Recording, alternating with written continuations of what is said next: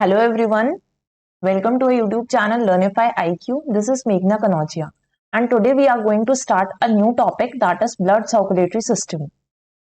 So why blood circulatory system is important? Why it is important to study blood circulatory system? Because of the importance of transportation. Okay, अब transportation अगर आप normal life पे देखेंगे, normal life पे transportation क्यों important है? तो transportation इसलिए इंपॉर्टेंट है कि अगर किसी जगह पर बहुत सारा बल्क में किसी गुड्स का प्रोडक्शन हो रहा है, अब उस गुड्स का प्रोडक्शन एक ही जगह पर तो नहीं होगा, उन गुड्स का प्रोडक्शन जहां पर हुआ है पूरा कंजम्पशन आप उसी जगह पर थोड़ी ना कर सकते हो, अलग अलग जगह पर उसके यूज के लिए उस गुड्स को एक जगह से दूसरे जगह ट्रांसपोर्ट करना होता है। तो ट्रांसपोर्ट करने के लिए बल्क ऑफ गुड्स को ट्रांसपोर्ट करने के लिए वी रिक्वायर अ मीडियम, ठीक है, कि इसके थ्रू भेजें उसको। तो कभी हम ट्रक्स के थ्रू भेज रहे हैं उसको, कभी वो सारा सामान किस में जा रहा है, ट्रेन्स में जा रहा है, कभी वो शिप्स के थ्रू जा रहा है, कभी प्लेन्स के थ्रू जा रहा है। तो हम अलग अलग मीडियम्स यूज कर रहे हैं, वाटरवेज यूज करते हैं, रोडवेज यूज कर रहे हैं, ठीक है, एयरवेज यूज कर रहे हैं। सिमिलरली आप प्लांट्स में भी देखेंगे कि प्लांट्स में जब आपने पानी डाला है, नीचे पेड़ रूट्स पे पानी डाला, तो नीचे पानी डाला है, बाकी पार्ट्स ऑफ द प्लांट पर कैसे ट्रांसपोर्ट हो रहा है, तो बाकी पार्ट्स ऑफ द प्लांट पे जिससे पहुंच रहा है वो जो इसमें जाइलम के थ्रू जाता है।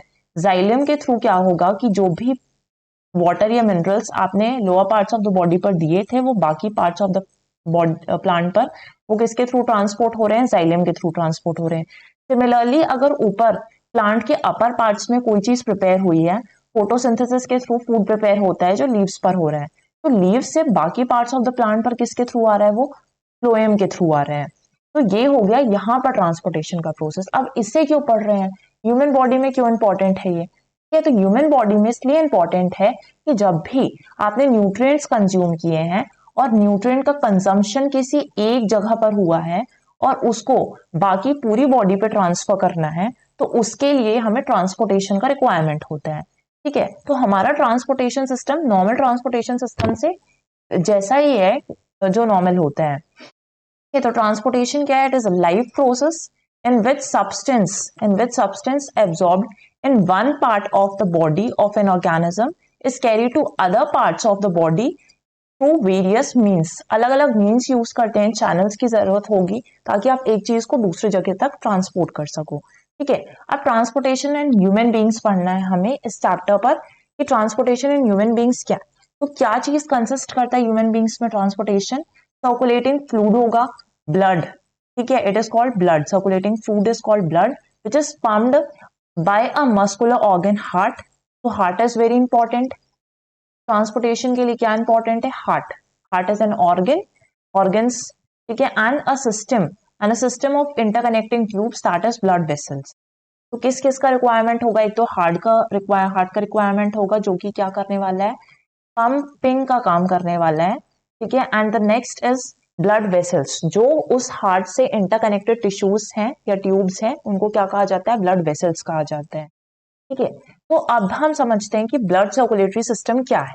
ब्लड सर्कुलेटरी सिस्टम क्या क्या चीजें कॉम्प्राइज करता है, एक तो हार्ट आ जाएगा, ठीक है, ब्लड वेसल्स हमने देखे, ब्लड वेसल्स के साथ ही साथ हमें क्या रिक्वायरमेंट होगा, ब्लड का रिक्वायरमेंट होगा।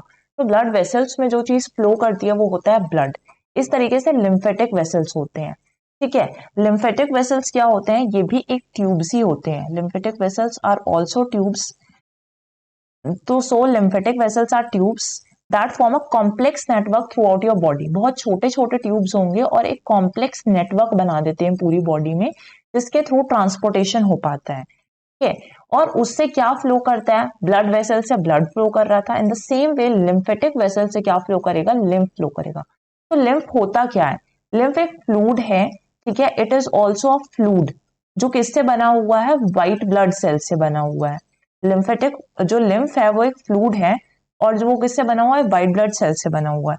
व्हाइट ब्लड सेल्स एक ऐसे सेल्स होते हैं जो उन बैक्टीरिया को अटैक करते हैं जो आपके बॉडी में फॉरेन मटेरियल होंगे या फॉरेन हार्मफुल मटेरियल्स हैं जो आपकी बॉडी में एंटर कर रहे हैं, तो उन पे अटैक करने वाले जो सेल्स होते हैं वो होते हैं व्हाइट ब्लड सेल्स।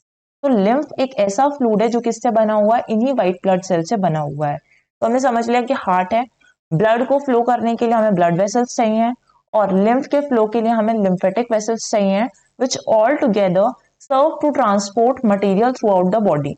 ये सारी चीजें एक साथ काम करेंगी ताकि पूरी बॉडी में ट्रांसपोर्टेशन का प्रोसेस हो सके। ठीक है, तो सबसे इंपॉर्टेंट अभी जो पहली चीज पढ़नी है, हम इसको ऐसे क्लासिफाई करने वाले हैं कि हम क्या क्या चीजें पढ़ेंगे। सबसे पहले हम समझ लेते हैं अभी ब्लड पढ़ेंगे। उसके बाद हम पढ़ेंगे कि ब्लड वेसल्स क्या होते हैं। ठीक है, ब्लड वेसल से ही ब्लड फ्लो करेगा। और उसके बाद जो मेन चीज पढ़नी है वो हमें हार्ट के बारे में पढ़ना है कि हार्ट की फंक्शनिंग कैसे है, ह्यूमन बॉडी में कैसे फंक्शन कर रहा है हार्ट।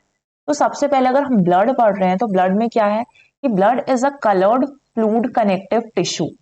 ये कलर्ड फ्लूइड है क्योंकि इसमें ये कलर होता है ना, रेड कलर का होता है, which circulates in the body and the red colour is imparted by a pigment called haemoglobin. जैसे फॉर एग्जाम्पल जो क्लोरोफिल पिगमेंट होता है वो प्लांट्स में प्रेजेंट होता है, इसलिए जो कलर ऑफ द प्लांट है, लीव्स का कलर, वो ग्रीन कलर का है। तो वहां पर कौन सा पिगमेंट प्रेजेंट था? क्लोरोफिल पिगमेंट प्रेजेंट था। सिमिलरली ब्लड रेड कलर का क्यों दिख रहा है? क्योंकि उसमें एक हेमोग्लोबिन नाम का पिगमेंट प्रेजेंट है which is in the red blood cells. तो red color is imparted by a pigment called hemoglobin in the red blood cells. अगर इसी पिगमेंट की, अगर ब्लड में इसी हेमोग्लोबिन नाम के पिगमेंट का डिफिशियंसी हो जाता है, कमी हो जाती है, तो उससे जो डिसीज अकर होती है दैट इज कॉल्ड एनीमिया। तो deficiency of haemoglobin in a blood, in a body और इन अ ब्लड होगा मेनली, तो in a blood is referred to as anaemia. ठीक है, is referred to as anaemia.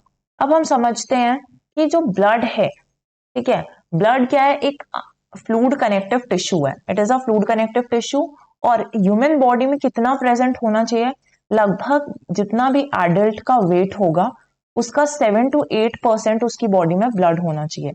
For example अगर आपका wait 50 kg है तो उसका 7 to 8% आप मान सकते हो। ठीक है, 7 to 8% मतलब ये हो गया 3.5 लीटर्स उसमें ब्लड प्रेजेंट होना चाहिए। ठीक है, और पीएच जो होता है, पीएच वैल्यू होता है ब्लड का, तो that pH value of blood is 7.4 होता है। ठीक है, अभी हम थोड़ा सा समझ लेते हैं कि पीएच वैल्यू क्या है। ठीक है, पीएच वैल्यू क्या होता है उसे देख लेते हैं। तो पीएच वैल्यू क्या है? सपोज यहाँ पर एक स्केल है जिसमें 0 to 7 तक की वैल्यूज है। यहाँ पर आप मान लेते हैं 7 है, और इसके बाहर, इसके इस साइड जो जितनी वैल्यू है, ये हो गया 5, 4, 3, 2 एंड 1 एंड 0। ठीक है, इस तरीके की वैल्यू, और इस साइड पर 8 होगा, 9 होगा, और कहाँ तक होगा? ये अप टू 14 तक होगा। ठीक है, तो 7 पे जो ये होता है, 7 पे कोई भी वैल्यू आती है तो वो क्या हो जाएगा? न्यूट्रल कहलाएगा। ठीक है, न्यूट्रल कहलाएगा। तो पीएच क्या है? PH is a potential of hydrogen. PH का फुल फॉर्म क्या होता है? पीएच का फुल फॉर्म होता है पोटेंशियल ऑफ हाइड्रोजन। इसमें हम हाइड्रोजन आयन कॉन्सेंट्रेशन को चेक कर रहे हैं कि हाइड्रोजन आयन कॉन्सेंट्रेशन कैसा है, और उसके अकॉर्डिंग ही किसी भी सॉल्यूशन का एसिडिटी या बेसिसिटी चेक किया जाता है। ठीक है, इट मेजर्स द एसिडिटी और बेसिसिटी ऑफ अ एसिडिटी और बेसिसिटी ऑफ अ सॉल्यूशन। ठीक है, नेगेटिव लॉगरिथमिक कॉन्सेंट्रेशन होता है H+ आयंस का। ठीक है, पोटेंशियल ऑफ हाइड्रोजन चेक करते हैं H+ आयंस का। इससे हमें हेल्प मिलती है कि हम किसी भी सॉल्यूशन, अगर वो एसिड है तो हम चेक कर सकें वो क्या एसिड है, या कोई सॉल्यूशन बेसिक है तो हम चेक कर सकें कि वो बेसिक है। तो अगर 7 पर वो वैल्यू आ रही है तो इस पर क्या कहलाएगा कि वो सॉल्यूशन न्यूट्रल है, ना तो वो एसिडिक है ना ही बेसिक है। बट जैसे जैसे हम 7 के इस साइड आते हैं ना, तो H+ आयन का कॉन्सेंट्रेशन बढ़ने लगता है। H+ आयन का कॉन्सेंट्रेशन इंक्रीज होगा यहाँ पर, और उतना ही सब्सटेंस क्या हो जाएगा? एसिड होता जाएगा। तो अगर 6 पर है तब भी आप बोलोगे एसिड है। अगर आप और नीचे जाता जा रहा है तो उसकी एसिडिटी और ज्यादा बढ़ती जाएगी। किसी की अगर पीएच वैल्यू 3 है तो वो बहुत ज्यादा एसिडिक होगा। ठीक है, सिमिलरली अगर आप यहाँ पे मूव करेंगे तो यहाँ पर मूव करने पे क्या होगा? सॉल्यूशन की जो बेसिसिटी है वो बढ़ती है। इस साइड पर क्या इंक्रीज हो रही है? यहाँ पे सब्सटेंस एसिडिक होगा, और इस साइड पे जो सब्सटेंस है वो क्या हो जाएगा? बेसिक हो जाएगा। किसी की पीएच वैल्यू अगर 8 है तो वो बेसिक है, बेसिक और अल्कलाइन इन नेचर है। अगर 9 है तो 7 to 14 तक की वैल्यूज क्या कहलाती हैं? बेसिक इन नेचर होती हैं सॉल्यूशन के लिए। और अगर 7 से वो वैल्यूज क्या आ रही है? नीचे आ रही हैं, तो वो सब्सटेंस या सॉल्यूशन क्या हो जाएगा? एसिडिक हो जाएगा। तो यहाँ पर पीएच क्लियर हो गया होगा। आगे हमें बहुत सारे पीएच का यूज पड़ेगा कि हमें अलग अलग चीजों की पीएच वैल्यूज देखनी पड़ेगी, फर्दर चैप्टर्स में भी हम जब पढ़ेंगे तब। ठीक है, अभी हम समझ लेते हैं कि कंपोनेंट्स ऑफ ब्लड क्या है। तो कंपोनेंट ऑफ ब्लड में क्या होगा? कोई सॉलिड पार्ट मिलेगा और कोई लिक्विड पार्ट मिलता है। ठीक है, तो यहाँ पे क्या होता है, जो ब्लड सेल्स हैं, ब्लड सेल्स किस में आ जाएंगे, आपके सॉलिड पार्ट में आ जाएंगे, और उसी ब्लड में एक लिक्विड पार्ट भी होगा, तो जो ब्लड प्लाज्मा होता है वो इसी ब्लड का क्या होता है, लिक्विड पार्ट होता है। ब्लड प्लाज्मा क्या होता है, लिक्विड पार्ट होता है। अब समझते हैं कि देखो, सबसे पहले तो ब्लड, कंपोनेंट्स ऑफ ब्लड क्या होगा, उसमें प्लाज्मा होगा। सपोज आपका ब्लड है 100%, ठीक है, तो 100 में से जो 55% होगा वो क्या होता है, आपका प्लाज्मा, और उसके बाद से जो बचा हुआ 45% है वो सॉलिड पार्ट होगा, दैट इज ब्लड सेल्स। तो प्लाज्मा जो है वो 55% आपका ब्लड बनाता है, ठीक है। It mainly consist of water. Plasma में क्या क्या चीजें आती है, इसमें वाटर आता है, तो 92% तो आपका वाटर मतलब सॉल्वेंट ही होता है, ठीक है। 92% क्या होगा, सॉल्वेंट होगा, that is water.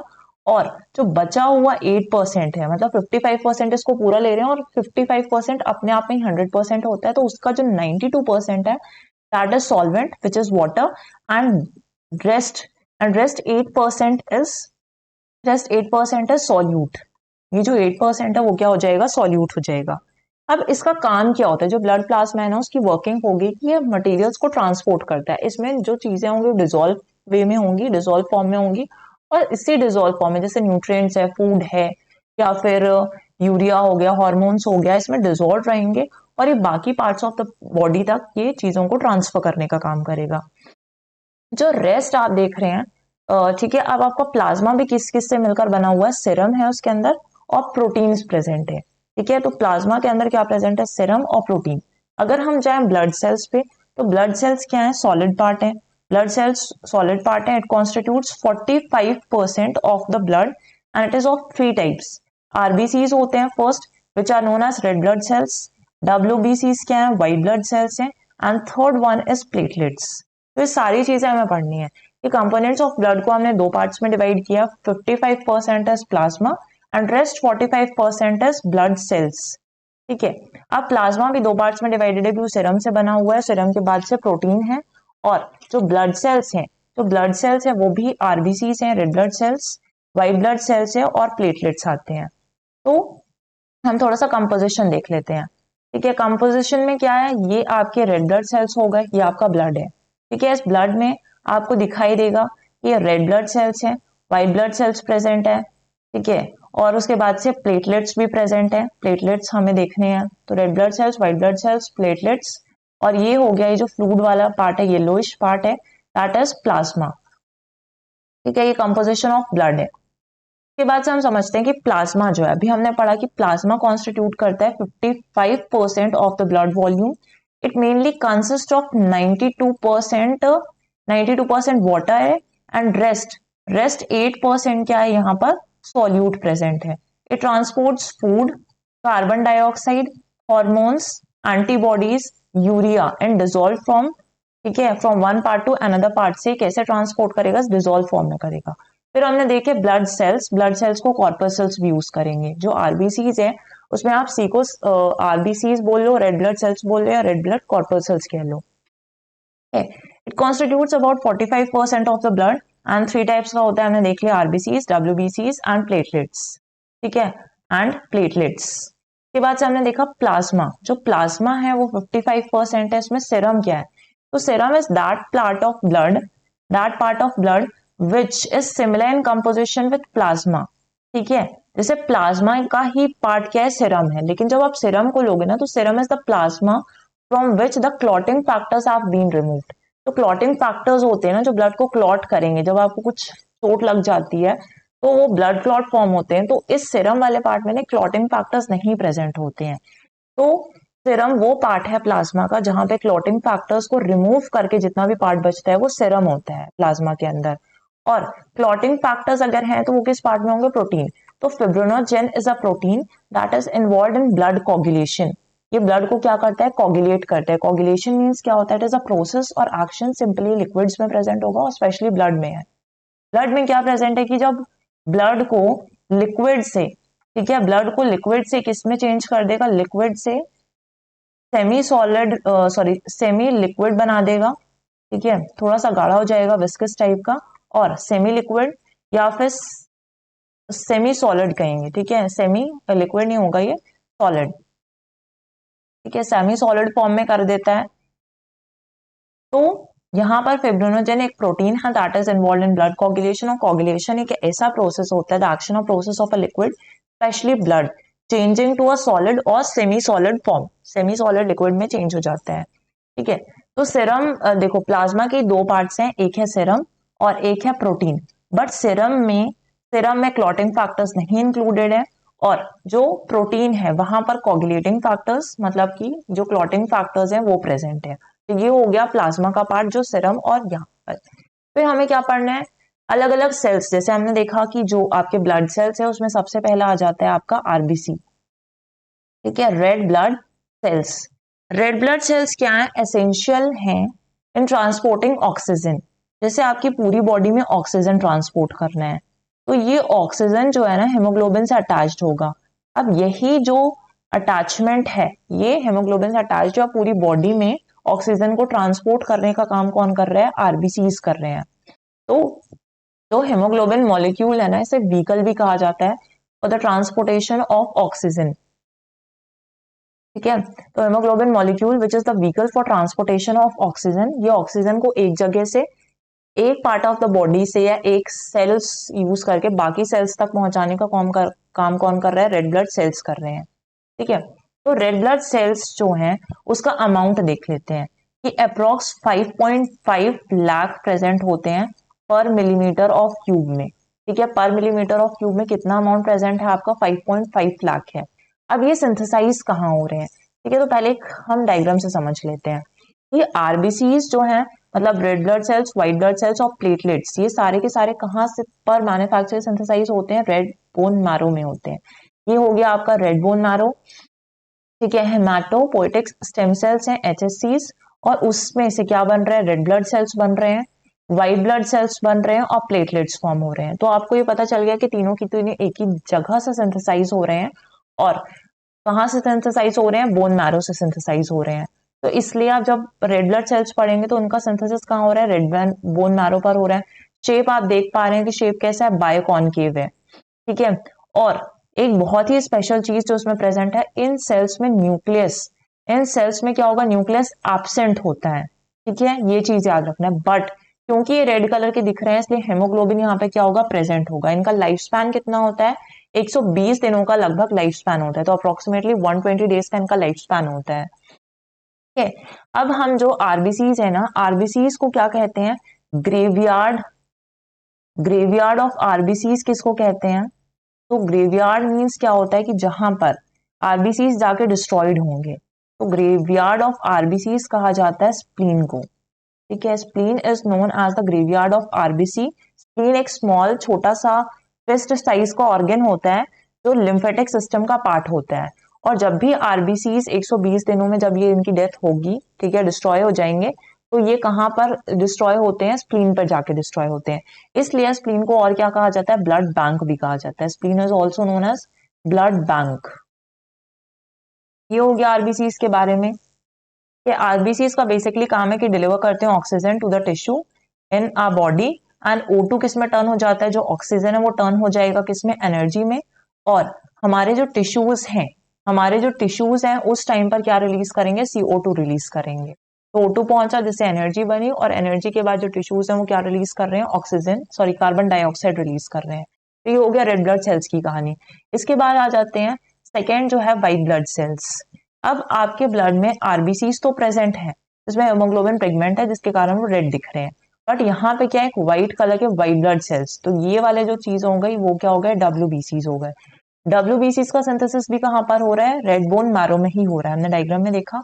Sales of immune system, ये इम्यून सिस्टम का सेल्स हैं and that are involve in protecting the body against infectious diseases, क्योंकि इम्यून सिस्टम हमारा क्या करता है, हमें इन्फेक्टियस डिसीजेस के अगेंस्ट प्रोटेक्शन प्रोवाइड कर रहा है, या कोई फॉरेन इन्वेडर्स हमारी बॉडी में एंटर कर रहे हैं which is harmful for human beings, तो उनके अगेंस्ट जो प्रोटेक्शन प्रोवाइड करता है वो हमारा इम्यून सिस्टम करता है।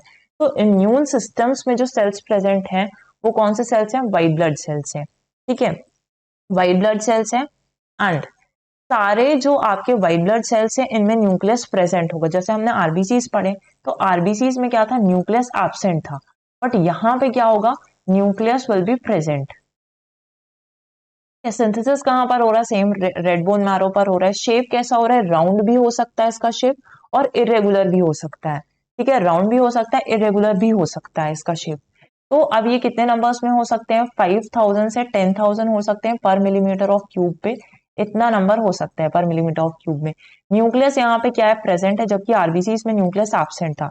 हेमोग्लोबिन एब्सेंट है, क्यों एब्सेंट है, क्योंकि यहाँ पर तो हमें व्हाइट कलर के दिख रहे हैं। अगर हेमोग्लोबिन प्रेजेंट होता है तो रेड कलर के होते हैं।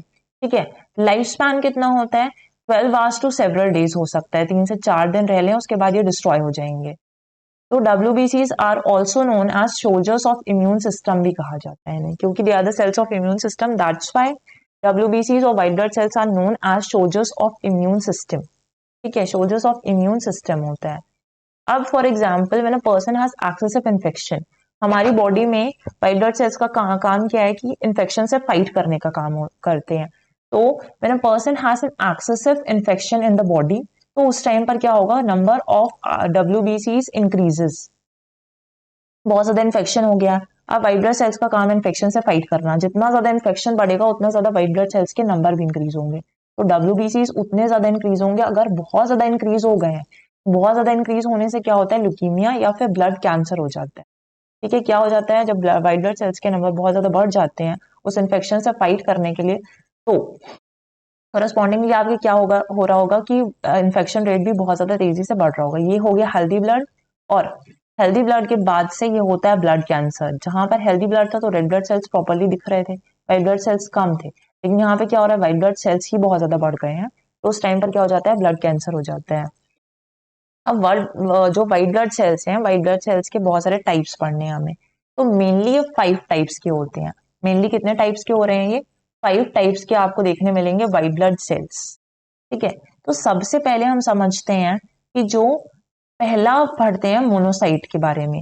मोनोसाइट के बारे में हम पहले क्यों पढ़ रहे हैं, तो मोनोसाइट क्या है, लार्जेस्ट व्हाइट ब्लड सेल होता है। आपका जो सबसे बड़ा होता है वो व्हाइट ब्लड सेल मोनोसाइट होता है।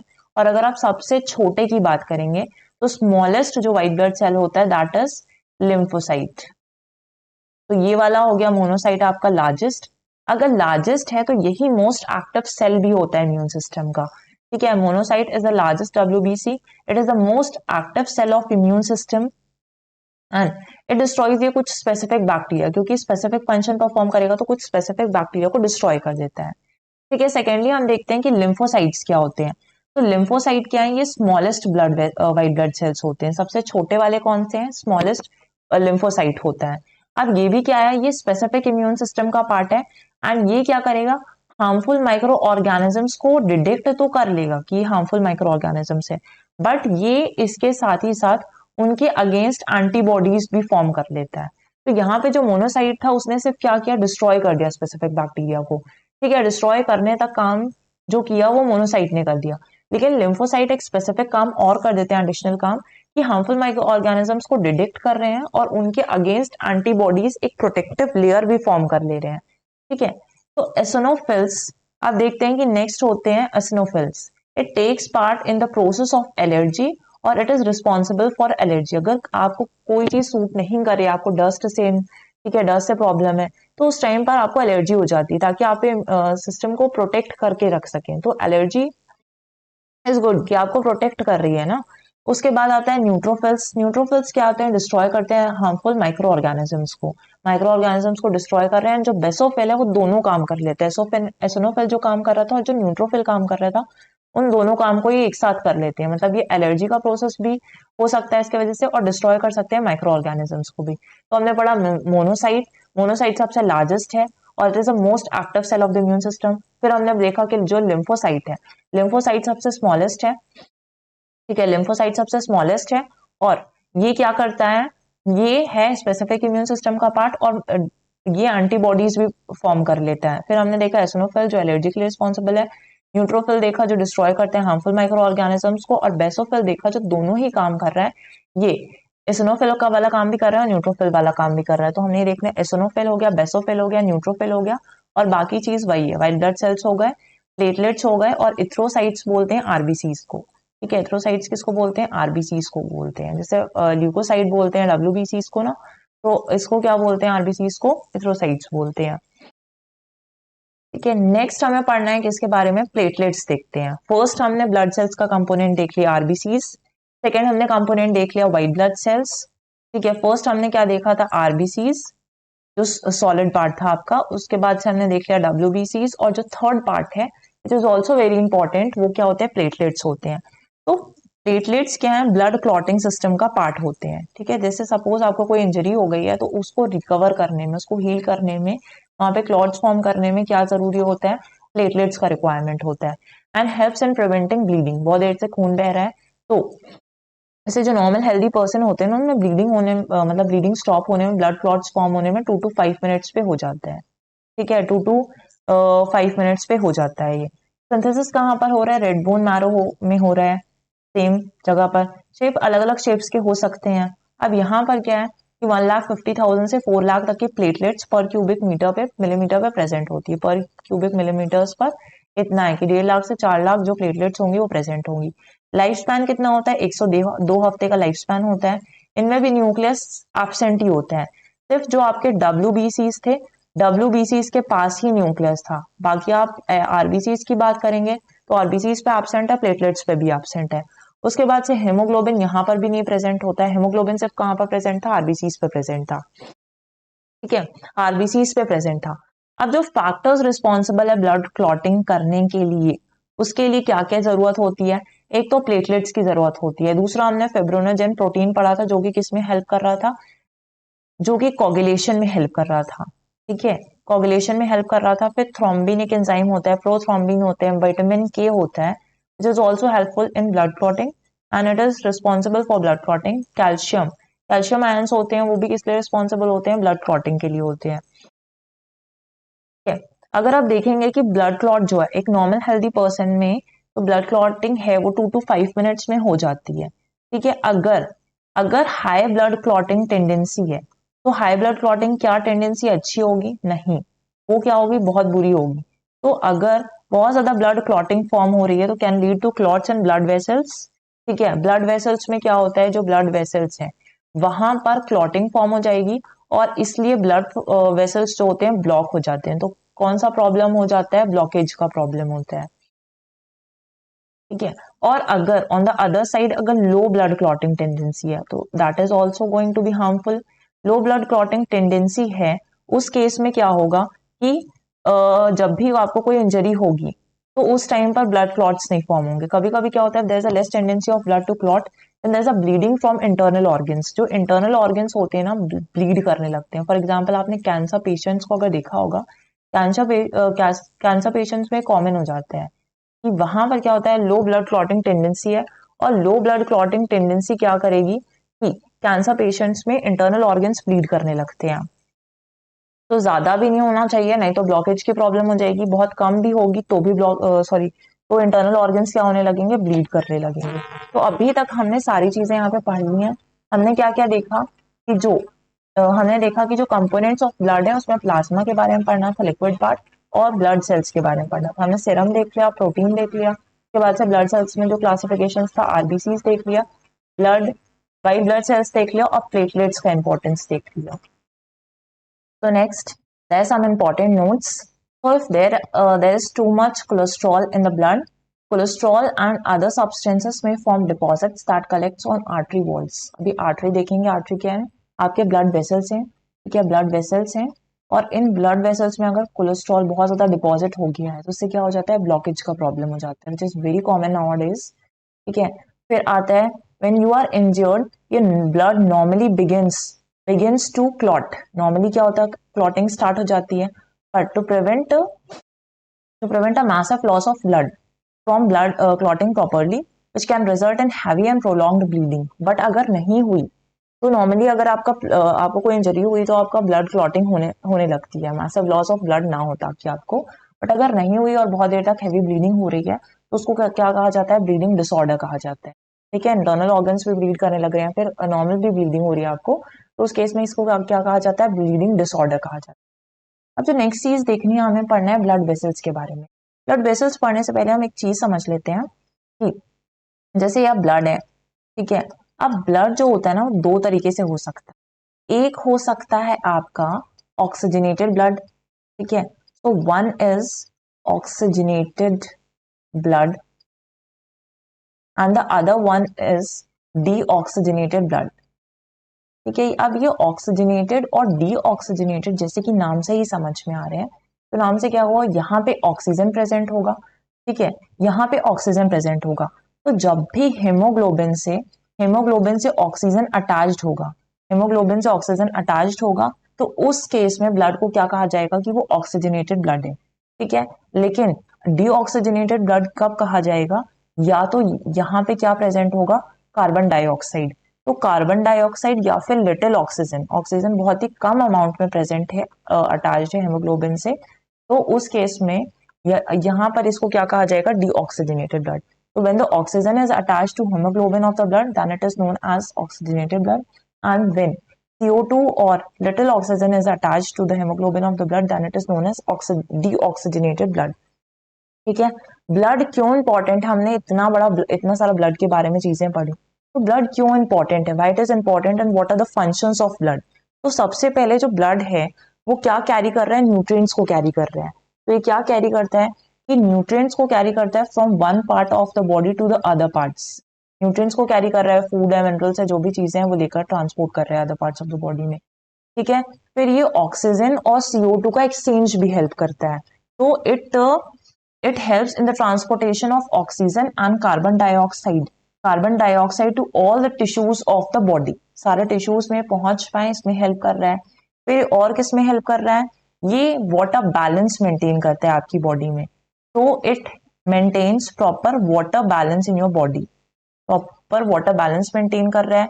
इसके बाद से ये ट्रांसपोर्ट ऑफ एक्सक्रीटरी जो प्रोडक्ट्स होते हैं, यूरिया हो गया, यूरिक एसिड हो गया, एक्सक्रीटरी प्रोडक्ट्स के ट्रांसपोर्टेशन में भी हेल्प करता है। और ये जो आपके प्लेटलेट्स प्रेजेंट होते हैं ब्लड में, उसमें clot in the blood form a clot at the site of the injury, ताकि ब्लड क्लॉटिंग ना हो सके। तो इसलिए ब्लड का इंपॉर्टेंस है, क्योंकि हमने इतना सारा चीजें ब्लड के बारे में पढ़ा, उसका कंपोजिशन देख लिया, उसके टाइप्स देखा, क्या क्या चीजें होती हैं। तो इसमें न्यूट्रिएंट्स का ट्रांसपोर्टेशन करते हैं हमारी बॉडी में, ऑक्सीजन और CO2 जो टिश्यूज तक, डिफरेंट टिश्यूज तक पहुंचाने या उनसे रिलीज कर रहे हैं, वो उसमें चीजों में हेल्प करता है, वाटर बैलेंस मेंटेन करके रखता है आपकी बॉडी के अंदर, और एक्सक्रीटरी प्रोडक्ट्स के ट्रांसपोर्टेशन में हेल्प कर रहा है। प्लस ये क्लॉटिंग जो प्लेटलेट्स प्रेजेंट है वो क्लॉटिंग फैक्टर्स के लिए बहुत इंपॉर्टेंट है। तो ये हो गया ब्लड की सारी कहानी। बस अभी इन दोनों टर्म्स को बहुत अच्छे से याद रखना है कि ऑक्सीजनेटेड ब्लड जब बोलेंगे तो वहां पे ऑक्सीजन की बात करेंगे, और जब डीऑक्सीजनेटेड ब्लड बोलेंगे तो CO2 और उसमें CO2 किस में अटैच्ड है, हेमोग्लोबिन पिगमेंट पे अटैच्ड है। तो अभी हम पढ़ते हैं ब्लड वेसल्स के बारे में।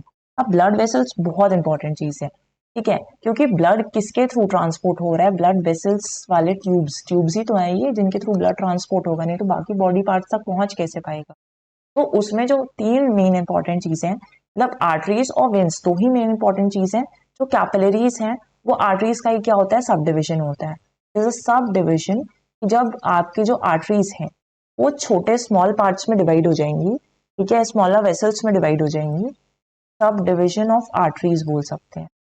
तो when arteries divides into smaller vessels, तो अब उसको क्या बोलते हैं, कैपिलरीज बोलते हैं, सब डिविजन ऑफ आर्टरीज हम बोल सकते हैं। तो ठीक है, अब जो देखते हैं। अब जब हम वेन्स के बारे में पढ़ेंगे तो इसको मैंने ग्रीन कलर का इसलिए भी बनाया है क्योंकि आप अपनी बॉडी में देखेंगे तो आपको जो ऊपर ग्रीन कलर की चीजें दिख रहे हैं, ग्रीन कलर के जो ट्यूब्स दिख रहे हैं, वो वेन्स ही प्रेजेंट है। ग्रीनिश ब्लू कलर के होते हैं ये वेन्स जो होते हैं। अब क्योंकि upper part of the body में प्रेजेंट है, तो जो भी चीज ऊपर होती है वो हमेशा थोड़ी सी, आप समझ लीजिए, पॉल्यूटेड टाइप्स की होती है। ठीक है, ऊपर जो बाहर चीज प्रेजेंट है वो गंदी हो जाएगी तो पॉल्यूटेड टाइप की है। पॉल्यूटेड टाइप से इसलिए मैं आपको याद रखवा रही हूँ क्योंकि यहाँ पर क्या होता है, ये किसको कैरी करती है, डीऑक्सीजनेटेड ब्लड को कैरी कर रही है। ठीक है, और डीऑक्सीजनेटेड ब्लड को कैरी करने का काम कर रही है। तो जो डीऑक्सीजनेटेड ब्लड होगा वो आपकी पूरी बॉडी में प्रेजेंट होगा। ठीक है, होल बॉडी में जितना भी डीऑक्सीजनेटेड ब्लड है, जब हम डीऑक्सीजनेटेड ब्लड की बात करेंगे तो हमेशा CO2 प्लस HB के साथ पढ़ना है। ठीक है, तो डीऑक्सीजनेटेड ब्लड को पूरी बॉडी से, होल बॉडी से ये कहां पर लेकर जाती है, होल बॉडी से हार्ट तक पहुंचाने का काम करती है। जो ग्रीनिश ब्लू कलर की आपके अपर बॉडी सरफेस पे आपको जो दिखाई दे रही है वो आपके वेन्स हैं। It carries deoxygenated blood from whole body and it takes it to the heart, heart तक ले जाएंगे, फिर हार्ट पंप करेगा इसको, ठीक है। लेकिन इसमें एक एक्सेप्शन आ जाता है, सारे वीन्स यही काम करते हैं, बट एक एक्सेप्शन क्या है इसका, पल्मोनरी वीन है, ठीक है। ये बहुत इंपॉर्टेंट कॉन्सेप्ट है, हमेशा बहुत कंफ्यूजिंग होता है ये, तो ये बहुत अच्छे से याद रखना है कि पल्मोनरी वीन है, पल्मोनरी वीन इसका एक एक्सेप्शन है। जैसे सारे वीन्स क्या कर रहे थे, डीऑक्सीजनेटेड ब्लड, बट ये क्या करते हैं, आपके ऑक्सीजनेटेड ब्लड को कैरी करते हैं। Pulmonary veins carries oxygenated blood. अब ये ऑक्सीजनेटेड ब्लड कहाँ से लेकर जाएंगी, हमने पढ़ा था रेस्पिरेटरी सिस्टम, ठीक है, रेस्पिरेटरी सिस्टम पढ़ा था, तो उसमें हमने लंग्स पढ़ा था कि लंग्स में O2 प्रेजेंट है। अब लंग्स में O2 प्रेजेंट है तो पल्मोनरी वीन क्या करेंगी, ऑक्सीजन को कैरी करती हैं, ऑक्सीजन कंटेनिंग ब्लड को कैरी करती है, लंग्स से ये कहाँ पर लेकर जाती हैं, हार्ट तक लेकर जाती है, ठीक है। तो आपके जो वेन्स है डीऑक्सीजनेटेड ब्लड को कैरी कर रहे हैं, ये होल बॉडी से उसको हार्ट तक पहुंचाएंगे, लेकिन इसका एक एक्सेप्शन है, पल्मोनरी वीन। पल्मोनरी वीन्स क्या करते हैं, ये ऑक्सीजनेटेड ब्लड को कैरी करते हैं and it takes oxygenated blood from lungs to the heart, heart तक लेकर जाते हैं, ठीक है। अब वीन्स के बारे में देख लेते हैं। हैव थिन वॉल्स, इसकी जो वॉल्स होती है ना वेन्स की, वो बहुत ही थिन होती है ना, और नैरो सरफेस होगा, उसका जो ल्यूमेन वाला पार्ट होता है, मतलब ये हो गया ल्यूमेन, ठीक है, दो साइड ऑफ द ट्यूब है, ऐसे करके एक पाइप है, तो उसका जो ल्यूमेन होता है, ल्यूमेन क्या होता है इसका, वाइड होता है, सॉरी, इसका जो ल्यूमेन होगा थोड़ा सा वाइड होगा, वाइड ही बना लेते हैं कि आपको ऐसे दिख रहा है, ठीक है। यहाँ पे ल्यूमेन है, और ये जो ल्यूमेन है दो साइड का, वो क्या होगा, इसका वाइड होता है।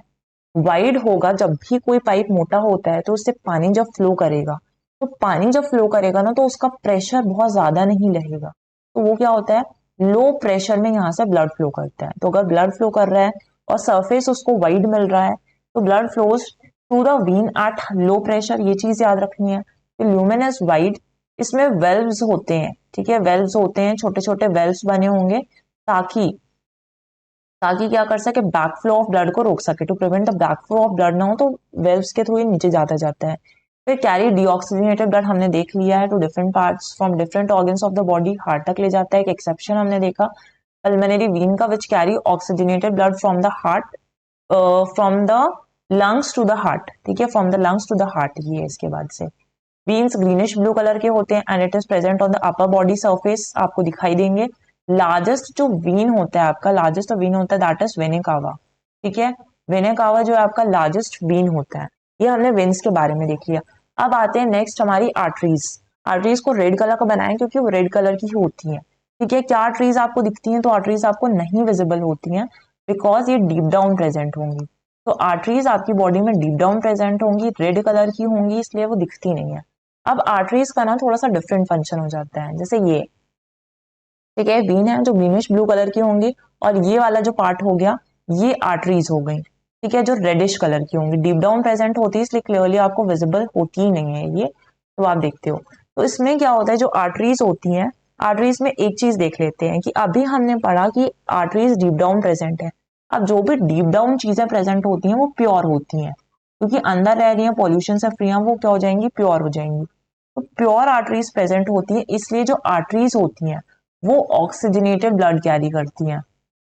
आर्टरीज क्या करती हैं, ऑक्सीजनेटेड ब्लड को कैरी करती हैं, ठीक है। मीन्स क्या हम बात कर रहे हैं, ऑक्सीजन में, हेमोग्लोबिन में क्या अटैच्ड है, ऑक्सीजन अटैच्ड है, जब हम ऑक्सीजनेटेड ब्लड की बात कर रहे हैं। तो आर्टरीज कैरी ऑक्सीजनेटेड ब्लड। अब ये कहाँ से कहाँ तक लेकर जाती हैं, आपके हार्ट। तो फ्रॉम द हार्ट से, हार्ट ने पंप कर दिया उस डीऑक्सीजनेटेड ब्लड को, अब वही जो ऑक्सीजनेटेड ब्लड होगा उसको होल बॉडी तक पहुंचाने का काम कौन करेगा, आर्टरीज करती है, ठीक है। लेकिन अभी इसका भी एक एक्सेप्शन होता है कि सारी आर्टरीज यही काम कर रही हैं कि वो ऑक्सीजनेटेड ब्लड कैरी कर रही हैं, बट एक एक्सेप्शन क्या होता है यहाँ पर, पल्मोनरी आर्टरी, जैसे वहां पर भी एक एक्सेप्शन है, यहाँ पर भी क्या एक्सेप्शन है, पल्मोनरी आर्टरी का एक्सेप्शन है।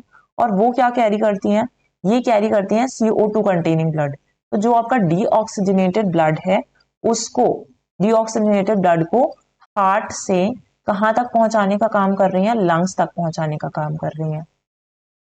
हार्ट से कहाँ तक पहुंचाने का काम कर रही है, लंग्स तक पहुंचाने का काम कर रही होंगी, ठीक है। तो ये चीज हमने रेस्पिरेटरी सिस्टम में पढ़ा था। अगर आपने रेस्पिरेटरी सिस्टम वाला लेक्चर नहीं देखा है, तो I would recommend you to first go through that lecture. और अगर आपके basics clear, that there is no need to go through them, but यहाँ पर आपको देखना है कि तभी आप एक कनेक्टिंग लिंक स्टैब्लिश कर पाओगे कि रेस्पिरेटरी सिस्टम में जब हमने गैसेस एक्सचेंज पढ़ा था, उसके बाद यहाँ पर भी हम गैसेस एक्सचेंज पढ़ रहे हैं, तो किस तरीके से प्रॉपर चीजें फंक्शन कर रही हैं। ठीक है, तो हमने पढ़ा आर्टरीज के बारे में, जो डीप डाउन प्रेजेंट है, अगर डीप डाउन प्रेजेंट है तो वो प्योर होंगी, तो प्योर चीज भी कैरी करेंगे ना। तो प्योर में क्या जाता है, आपको ऑक्सीजन वाला ब्लड आ जाता है, oxygenated blood, O2 plus haemoglobin है, तो कहाँ से जाएगा, हार्ट से बाकी होल बॉडी पर ट्रांसफर कर रहे हैं, क्योंकि आपकी पूरी बॉडी सेल्स को क्या चाहिए, ऑक्सीजनेटेड ब्लड चाहिए ना। उसके बाद से एक्सेप्शन क्या हो गया, पल्मोनरी आर्टरी हो गया, जो आपके डीऑक्सीजनेटेड ब्लड को हार्ट से लंग्स तक ले जाएगा। ठीक है, जब हम लंग्स पढ़ रहे थे तो हमने पढ़ा था कि यहाँ पे CO2 प्रेजेंट होता है ब्लड स्ट्रीम में, और ये लंग्स के अंदर वाले साइड में यहाँ पर है। तो ये जो यहाँ पे डीऑक्सीजनेटेड ब्लड आ रहा है वो यहीं से आ रहा है, हार्ट से लंग्स में जा रहा है। ठीक है, अब यहाँ पर इसकी जो आर्टरीज की वॉल होती है वो थिक वॉल्स होती हैं, तो आर्टरीज की जो वॉल्स होंगी, ये वाली वॉल्स, वो थिक होंगी, प्लस इसका जो ल्यूमेन होता है ना वो नैरो होता है। तो ल्यूमेन क्या होगा इसमें, ल्यूमेन बोलते हैं, LUMEN, ल्यूमेन, वो नैरो होता है। अगर पाइप पतला है तो पतले पाइप में प्रेशर ज्यादा होता है, तो आप बोलोगे कि यहाँ जो आर्टरीज होती हैं वहां पर क्या होता है, हाई ब्लड प्रेशर होता है। आर्टरीज में क्या होता है, हाई ब्लड प्रेशर होता है। तो luminous narrow and carry blood at high pressure, do not have valves, valves नहीं प्रेजेंट होते हैं क्योंकि प्रेशर बहुत हाई है, वेल्व्स नहीं बन पाएंगे। Carry oxygenated blood from the heart to the whole body, ये चीज हम देख चुके हैं तो उसको स्किप कर देते हैं। ठीक है, यहाँ पर देखा, you can easily read and understand what is present in these lines. Yeah, they appear red in color and present deeply on the inner side of the body. Largest artery आपको याद रखनी कि सबसे बड़ी जो आर्टरी प्रेजेंट है वो है आयोटा। ठीक है, iota is the largest artery present. तो हमने आर्टरीज देख ली और हमने देख लिया वीन्स। जो थर्ड था, हमने कैपिलरीज देख लिया कि कैपिलरीज जो है आर्टरीज का ही सब डिविजन है। तो यहाँ से चीजें बहुत ज्यादा इंपॉर्टेंट है। अब मैंने इसको कलरफुल भी बनाया है ताकि आपको स्लाइड्स जब आप इसको रीड आउट करेंगे तो यहाँ पर आपको समझ में आ जाएगा। वीन्स जो है ग्रीन कलर की दिख रही है, मतलब अपर साइड में प्रेजेंट है, अपर साइड पॉल्यूटेड होता है, तो पॉल्यूटेड में डीऑक्सीजनेटेड ब्लड कैरी कर रही है। और जो आर्टरीज अब रेड कलर की है, रेड कलर जो है वो डीप डाउन है, और डीप डाउन क्या होता है, चीजें प्योर होती हैं, इसलिए यहाँ पर ये सारी चीजें होंगी। इसके कैपिलरीज दिया हुआ है कि आर्टरीज जो है वो डिवाइड हो जाती है स्मॉलर वेसल्स में, which are known as capillary on reaching an organ. And walls कैसी हैं, walls are thick and function क्या है, they help in the exchange of materials between blood and the surrounding sales.